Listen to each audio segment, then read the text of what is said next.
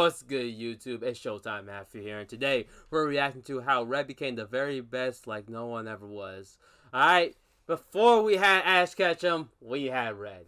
Alright, we all played the Pokemon Fire Red, Pokemon Green games. Alright, man, I love, like, every time I think about Red, man, I just go back to the games, man, because, like, it's a classic. Alright, Pokemon Fire Red, Leaf Green, those are classics. Alright, amazing game, amazing story. Alright, simple, nothing too hard to understand. Alright, just amazing to see. One thing I don't like about the show, though, I wish we saw a little bit more, because, like, we sped cross, like, no, we, like, fast forward between, like, a lot of the gyms and, like, some other stuff, too.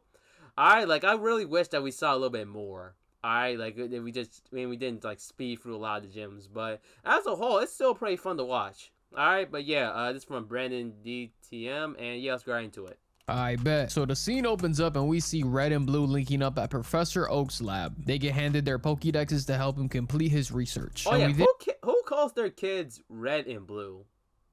That always question that. Why would someone call their kids that? But alright. Get introduced to Charmander, Squirtle, and Bulbasaur. Now Red ends up picking up the red fire lizard, of course, and Blue picks Squirtle to counter him. And now Red has officially started his journey. And the first thing he does, he sees a Pidgey and he's overly excited and sends out Charmander to attack it. Pidgey uses Gus, and instead of fighting back, this nigga throws a Pokeball at it, completely missing, mind you. He ends up doing a better job next time when this Rattata appears and Charmander uses Growl. This somehow freezes it in place and Charmander goes for a scratch and misses, but Red ends up catching it anyways. He goes on to catch a few more Pokemon, filling out his Pokédex, and gets into his very first battle. And straight out the Pokeball, Charmander shoulder checks this Nidoran, knocking it the fuck out. Talking about a one-hit KO. And then this dumbass, he tries to catch this nigga's Pokemon. Like, are we dead ass, bro? You can't catch other people's Pokemon, but Bendito, bro, he doesn't know, so I'll give him some grace. He arrives at Viridian He's City. only been on the block for like a few days. All right, I'll let this one slide. Okay, it's not like Ash. Okay, we'll let that slide. Where him and Blue have their very first rival battle. Charmander uses Growl and follows up with an Ember, but it misses. Squirtle lands a tackle, sending him back, and Charmander tries to scratch, but it does not work. Squirtle tackles him again, hitting my son so crazy he got all 4 of his limbs off the ground in the air. Squirtle uses Bubble over and over and finally lands it on Charmander, and then starts mauling him. Red, like, fucking that do was something, bro. Your crazy Pokemon is dying. Like, he finally comes to his senses and saves Charmander from death and almost starts crying because he got his ass whooped so bad. This cannot be y'all's goal, bro. There is no way. You're telling me this nigga's better than Cynthia? Brock later on talks some sense into his ass, trying to teach him the fundamentals of Pokemon and battling, because this dumbass doesn't know a goddamn thing. He doesn't know about shit. Red gets to Pewter City to challenge the gym, and he sees that it's Brock. The battle's underway, and it's Geodude versus Charmander, and Charmander lands an Ember right away and does nothing else after that. Literally just waits to get hit with a tackle. He doesn't do nothing. Then after landing some weak ass scratches, Brock practically begs Red to switch his Pokemon. Red doesn't have a single goddamn clue that a fire type is weak to rock type Pokemon. He finally swaps it out for Nidoran, landing a super effective double kick, killing Geodude. Red feels super accomplished right now, bro. He feels like he's on top of the world until this man Brock throws out Onyx big ass. Yeah, congratulations on beating my boulder with arms. Now you gotta kill this giant rock snake. Nidoran lands a double kick while Onyx uses Bide, and Nidoran uses double kick again, but gets completely annihilated by Bide. Spearow and Rattata both come out and don't do jack shit. It's now Metapod's turn, and he comes out and he uses String Shot to slow him down, but eats a tackle, taking it out of the battle. It's now Charmander versus Onyx. Charmander uses Scratch and Onyx uses Tackle, and Charmander ends up winning the battle. That String Shot that Metapod used earlier was the difference in this battle. It made it just a tiny bit slower than Charmander. So my boy Red has officially got his first gym badge, and he wastes no time whatsoever, because we fast forward a little bit and he done got him a Magikarp. He stopped Team Rocket, he beat Misty, evolved Charmander into Charmeleon, got a fishing rod, beat Lieutenant Surge, and copped them a little bike ski to get to Lavender. See, like, all that stuff was cool. I wish we saw a little bit more of it, though, instead of like just speeding through it. You know what I mean? Like, I'm fine with it, with the way they went with it, the way they went about it, but I wish they didn't like speed through. I wish we like saw a little bit more of it.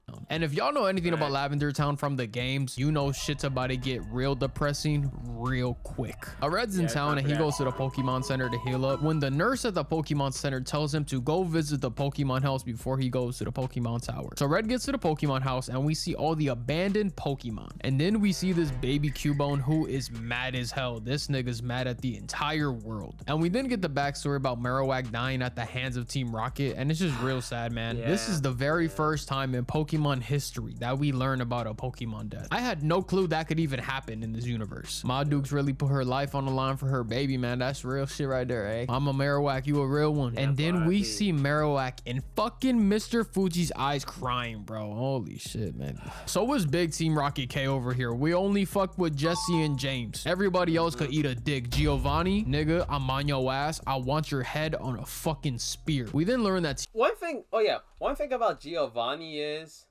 I wish we like really got to see his backstory, like a full-length backstory on Giovanni, like how he started with Team Rocket and all that. I mean, I think there's like a comic for it, but like in the story, show wise, I don't think we've seen it. So I do hope we do get maybe one day. Like I know Ash's story is done, but hopefully they make like a spin-off series or something. Like that'll be like, there's so many things they can make spin-off series for in Pokemon wise. Like there's so much lore they can get into if they choose to do it. But like I'm not sure if they will. Like I don't know. Like it feels like something they should really think about. You know what I mean? Like, you know, Marvel be doing it sometimes with some characters. DC be doing it.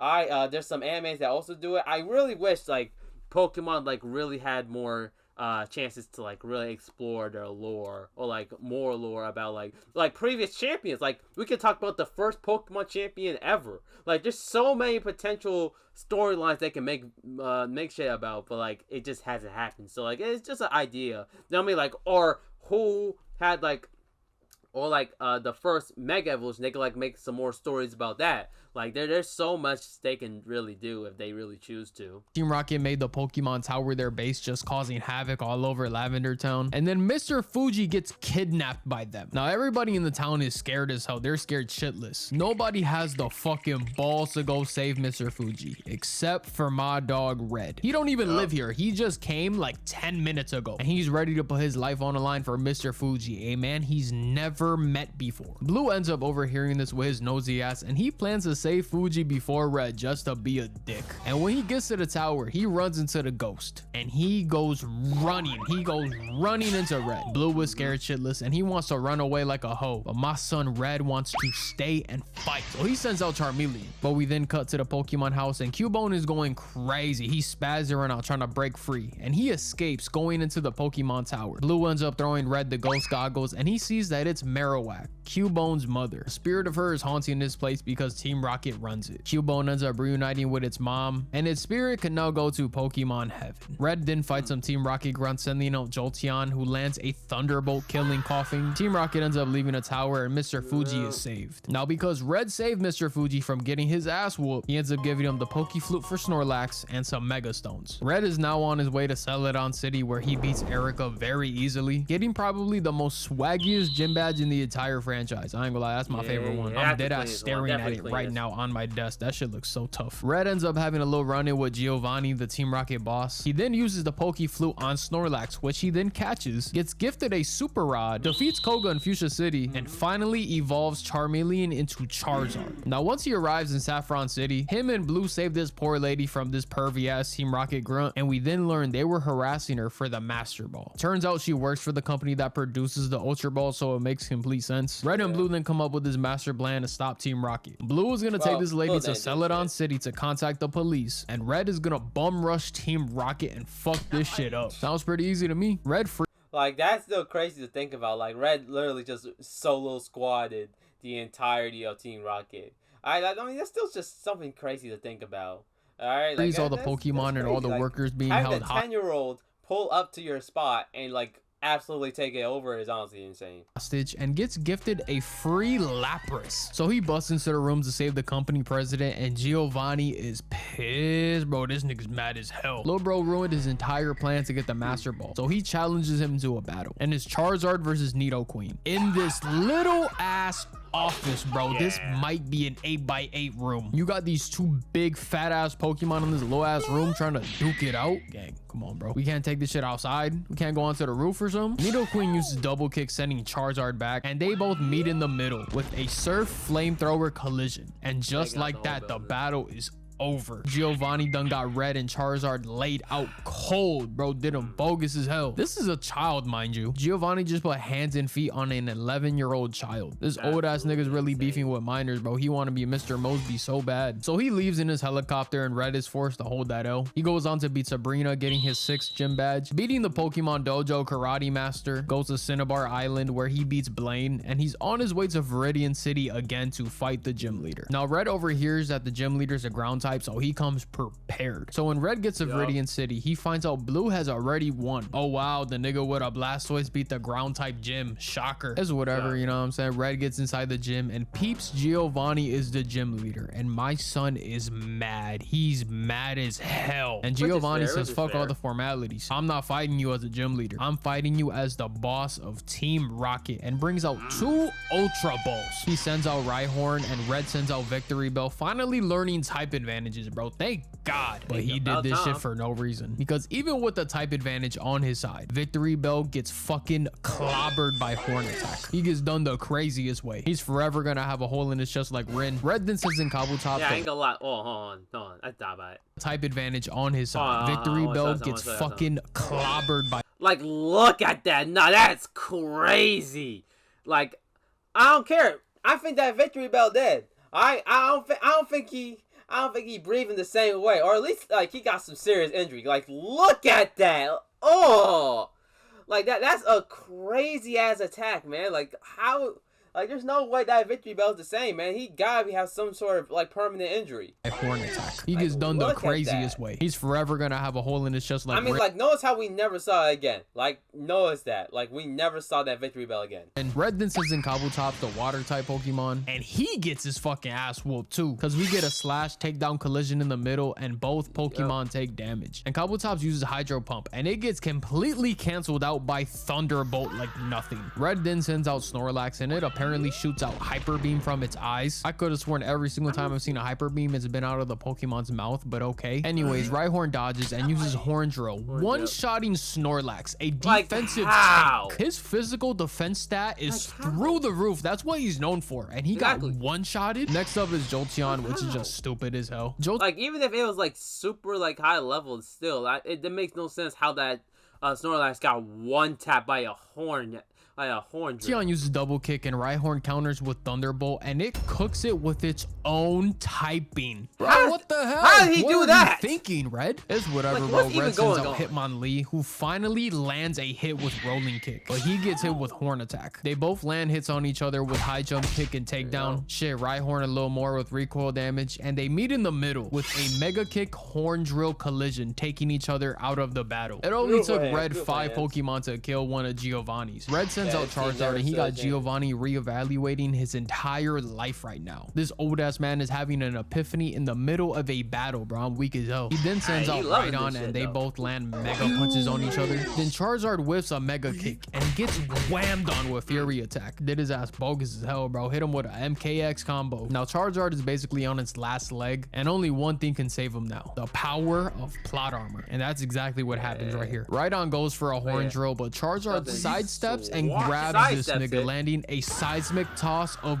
doom. Shit hit so hard they had to replay it twice, and Red has officially won the battle, but he refuses the gym badge from the boss of Team Rocket. He strictly did this for the swag. And on the spot, Giovanni disbands Team Rocket because he respects Red that much. Now I just got one question. Red, why the hell are you smiling, bro? Y'all are still ops. That's how fast your opinion can change on somebody? Whatever, bro. He's a little ass kid. He don't know no better. So now Red's off to his journey to challenge the Pokemon League. And instead of seeing all these battles play out, we get this weak ass little montage of him beating the Elite Four, which really pisses me off. Like, I deadass wanted to see these battles, bro. What are you doing? Like I said, man, I didn't like how they sped through so many stuff. Like, they just ran away with like so much stuff instead of like actually seeing it. Like, I would love to see this full fight between the Elite Four, man.